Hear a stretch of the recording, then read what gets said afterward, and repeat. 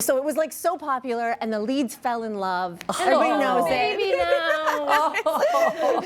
Is it like? I know who you make it for. No, it's nothing like Heated Rivalry. I mean, I actually haven't seen Heated Rivalry. It's nothing like Heated Going Rivalry. by log lines. Whatever the mashup of Crash Landing on You and Heated Rivalry is, though, I'd like to That see would it. be very interesting. Honey, you speak Korean? No, I do not. Oh, I see. You probably know your like share of Korean song lyrics.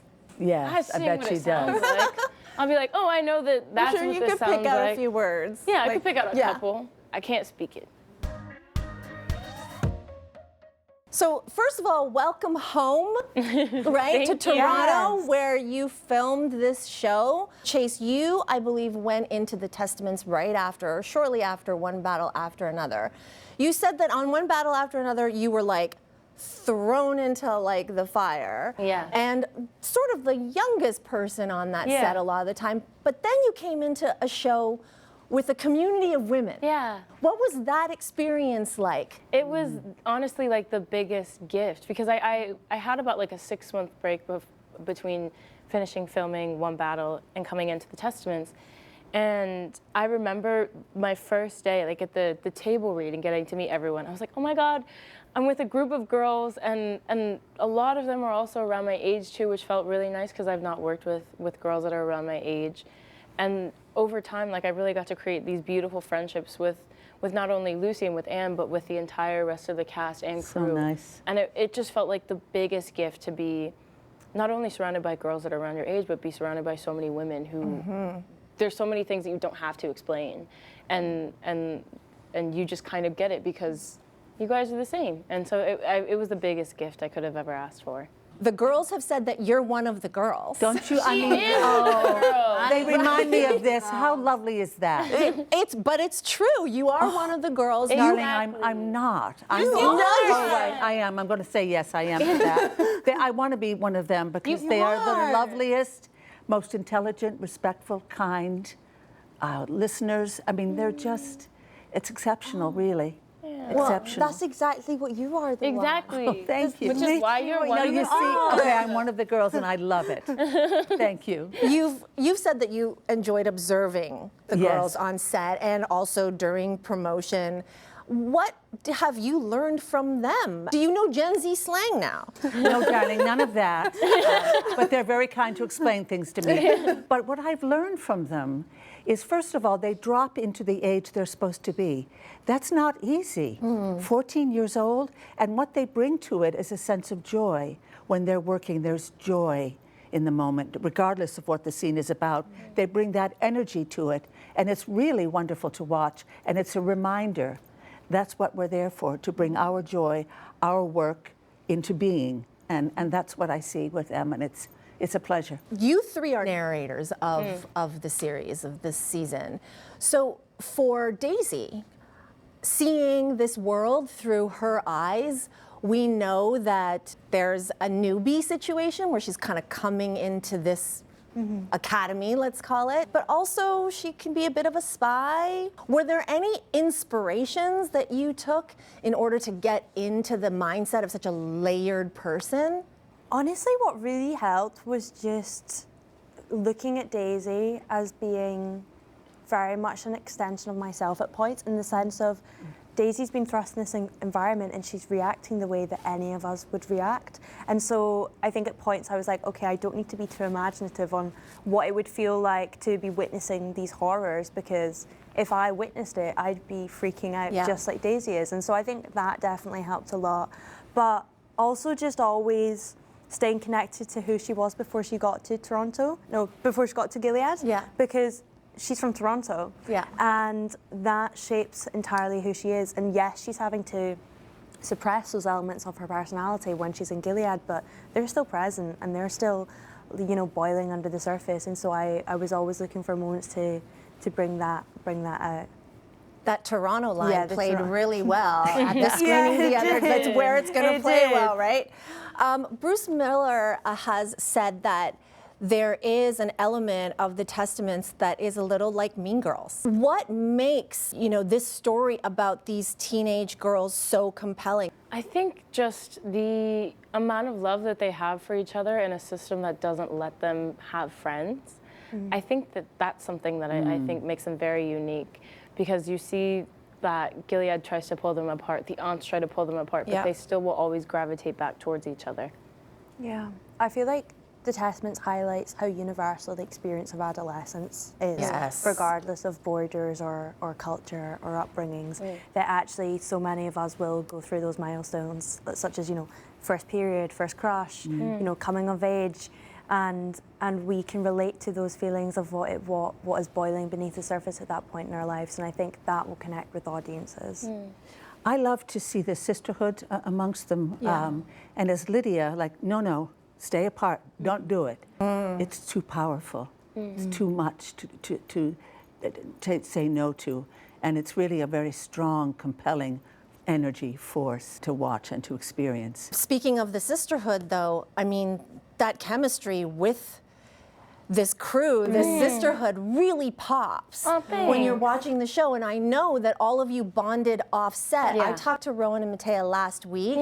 They talked about the car rides, getting into your car and being inundated with K-pop. Yes, of course. Oh, that's so nice. And I think you led the way in like taking people to K-Town for dinner. Probably, yep. The first day that me and Lucy got here, I called her and I was like, oh, do you want to go grab food? Because I was really craving soft tofu soup, and I found a restaurant that had it here. And I was like, Lucy, let's go. And I don't think she'd ever had it before, but she was totally game to go and try it. And so that was our first, first in-person meeting was over soft Sundubu. tofu. How spicy was it? We made it pretty Yeah, it was mild. actually, it was all good. We went back, I think, so it couldn't have been that bad the first time. So you haven't been introduced yet, right, to the Korean pop? But they told me about it, so I've heard of it. And you narrated the audiobook for The Testament. Yes, I did. So you know the story, you're obviously familiar with this universe. Yes. There have been some changes, of course, in adaptation to bring it to screen. Yeah. But you just dropped a season 2 little nugget there. What could go forwards? You know, what are your thoughts about any more story to come? You mean from Lydia's point of view? Yes. Well, she always has something you don't quite know about. She keeps it very close to the chest. She's alert and aware. And I'm just wondering how much she has to do with Daisy. Does she know Daisy? What does she want to do about Agnes? They're just questions that go out there, and I can't wait to see which direction they go in. The writers haven't shared with me particularly, so I'm allowed to go where I wish to go, and I shall talk to them. Keeping it close to her chest. Yes. Well, I mean, I think that is, you know, we all would like to see more of you in Toronto. So thank you. Is that a hope? Is that a hope? That is a hope. Can we at least say that? It's definitely we totally a wanna hope. come back to Yes, of we course. loved our time here. We loved this show, and we want to do more. So once again, season 2, fingers crossed. So I don't know if you know, but there was another show that was filming here in Toronto last summer, exactly in the same time frame, like mid-April to mid-June. What is it? And the show, you know, our network, Crave Bell Media. Do you know what the show is? I think I do know what the show is, but you can say it. Why don't you say it? No, you can say it. I'll just sit over here smiling. So you were filming concurrently with Heated Rivalry. Yes, we were. Are you serious? Yes. Correct. Because that was like the first thing I asked him when I met them at the Globes. And a scene from episode 4 of Heated Rivalry just took place outside of this. I'm in that scene, by the way. So there's like some crossover. Heated Rivalry and The Testaments crossover is what I'm here to explore. I can see that happening. Season 2 of each show will be heated. A heated Testament. Not a Heated Testament. I actually just talked the other day to Ksenia, who plays Svetlana on the show. And, you know, there's a whole viral thing about you and Tyreek. Yeah. There's, you know, playing Sibs. And you know what she said? She was like, no, Chase Infiniti should come on Heated Rivalry and play my sister. Wait, and then she should come on The Testaments. And be a gonna plum. play? And, be Can we I manifest? think we need to make something happen. yes, I let's think make we her need to make agree. something happen. Okay. She looked good in Plum. No, I think so too. Come on over, girl. Let's talk a little bit more about Plums. Yeah. The event the other night here in Toronto was very the color was plum themed, Yeah. right? And the visuals of the show, I mean, there's a whole language visually that the show is telling with color, with identity. So as plums, is it about to become a plum summer? Like the color that we will all be in? What do you think? Is this a good idea? You can answer because I'm still very much Pearl Girl. I believe that I we think should she's all having a be pearl head to toe in white. I think we should tell the ones who are thinking about becoming plums, as soon as you have your period, you are eligible for marriage. Put that in their brains, and I think they might take a No step plum. back. Just the color, Sorry not to spoil. not the club. Just the color. Just the Yeah, okay, the color, yes, absolutely. The Testament's social media account shared like a scene from episode 1 involving Rosa about Tinder. Yeah. Do you know Oh, which that's scene funny. that is? Yeah. And so this is a world in which girls don't even have pens. I mean, Yeah. like technology is completely foreign to them. So I wanted to ask you, in character, as Agnes and Daisy, what would each of your characters post first? Honestly, I would say probably like a picture of like flowers or something she finds to be very beautiful, or maybe something that she had made. Or the dollhouse. Yeah, or the Yeah. dollhouse, something along that line. I feel like Daisy would post something that's like POV when you're in Gilead. like get me out of here. Something like that. I can just imagine. Yeah? Yeah. Wow. Elisabeth Moss, we know her to be, obviously the person we associate so much with this universe, Gilead, The Handmaid's Tale. What can you tease about possible other appearances who we would be familiar with from previous seasons? Is there anything that you might want to say? I don't know. I think we were so fortunate to have the blessing of those that worked on The Handmaid's Tale, and even Elisabeth, she was an exec on the show, and so many of the voices from Handmaids have certainly carried over into this, and we're so grateful to have their support. And we'd love for them to be involved in the show if they want to come back. I want to hear what you have to say about this. I'm going to say you'll have to wait and see, darling. So sorry. But Elisabeth Moss, there's no one like her in the world. She's an exceptional human being. It's such an honor to know her and work with her. She had said, and we know from when they were making The Handmaid's Tale, that they would famously dance to Taylor Swift songs on set to relax.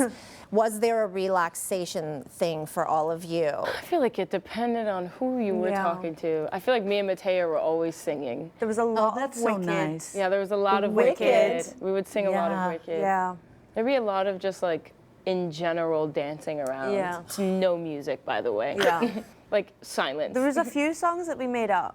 Yeah. Oh. Yeah. Where like turning around. Yeah. Or like I don't Or know, almost hitting like your mark chants. or something. Yeah. And that's what I got to do, is watch them. I mean, what better entertainment is there? They are just, Maybe exceptional. season 2 you'll join in. Yes. You'll do Season the, 2 is Gilead the music. I know that one. I don't know. I love watching them. That's what I love to do. Thank you Right. so much. Congratulations. Thank It's been so you. great talking to you Thank about you so, this. so I can't much. wait for more people to see what I have seen. It's amazing.